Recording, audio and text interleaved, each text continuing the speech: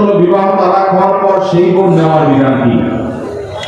তালাকের পর স্ত্রীকে যদি কেউ ফেরত নিতে চান তাহলে সেক্ষেত্রে তালাকটা যদি ফেরত নেওয়ার মতো তালাক দেয় তাহলে ফেরত নেওয়া যাবে। আমি একটা কথা প্রায় বলি, বিবাহ বিচ্ছেদের পর তালাকের পর 15 বছর 20 বছর পরেও যদি আমার স্বামী স্ত্রী একসাথে থাকতে চান সুযোগ আছে, যদি তালাক দেওয়ার সময় সেভাবে তালাক দেন।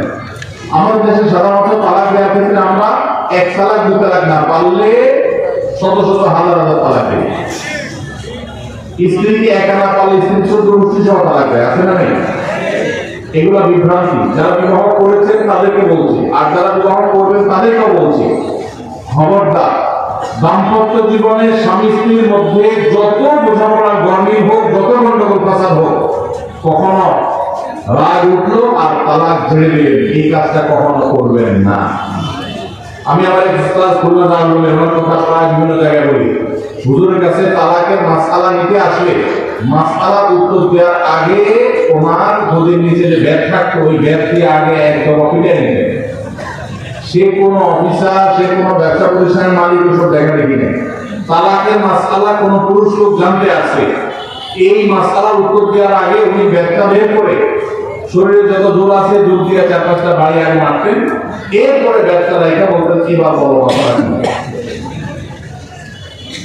কারণ চুল থেকে নুন খসলেই তালাক। তালাক কি মায়ের হাতে নোয়া?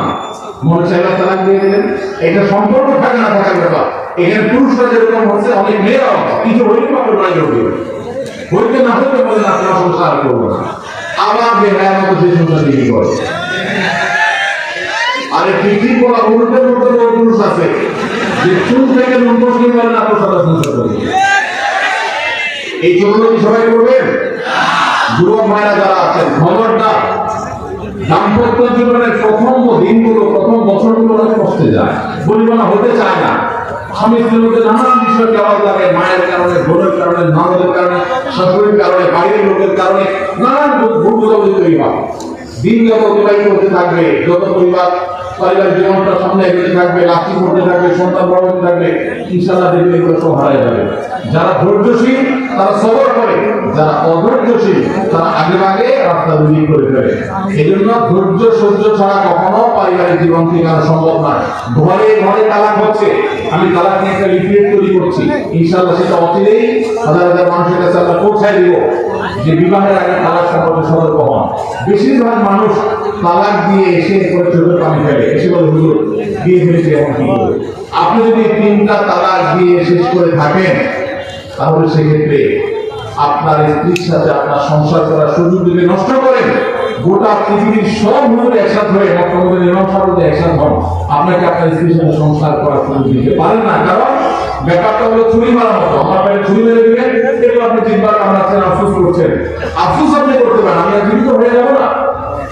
দাম্পত্য সম্পর্কটা এরকম। এই জন্য খবরদার রাগের মাথায় যদি ডিসিশন নেন যে তার সাথে আমি সংসার করবো না, তখন স্ত্রীকে কিছু বলবেন না। আমি যদি এই জন্য বলি, রাগ উঠেছে পারলে একটা ধাক্কা দিলেন, একটা বকা দিলেন, ভালো কথা বলে বকা দিলেন, গালি গালাজ না, পারলে একটা চিমটি দিলেন।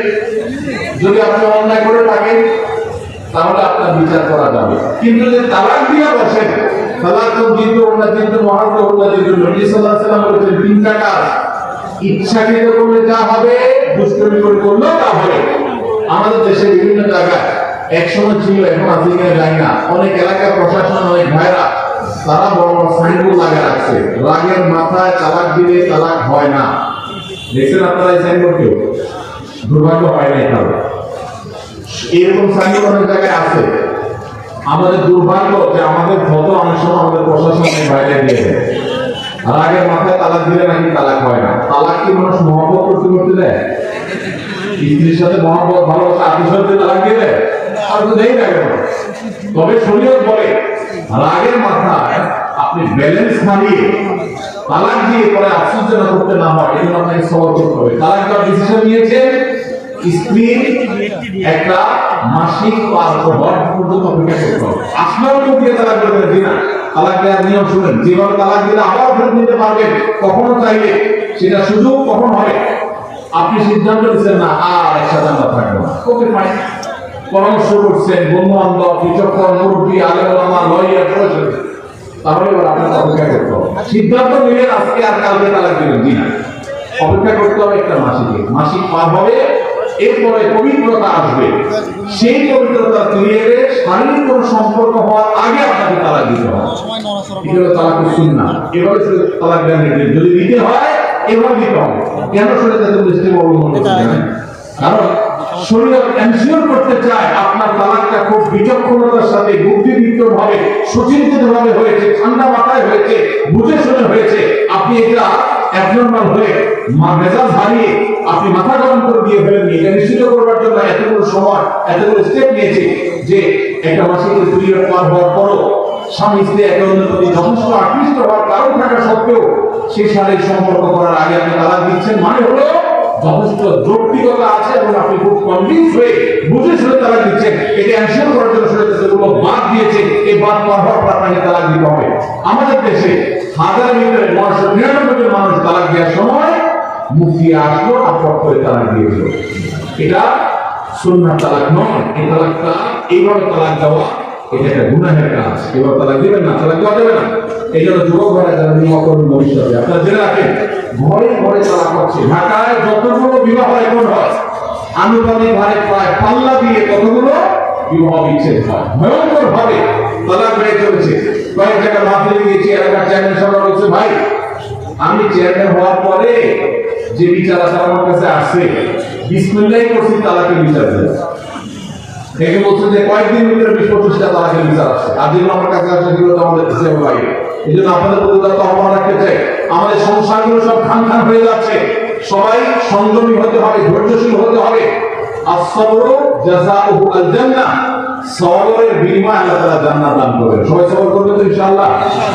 দাম্পত্য জীবনে আর যা হোক খবরদার কখনো মাথা গরম করে তালাক দিবেন।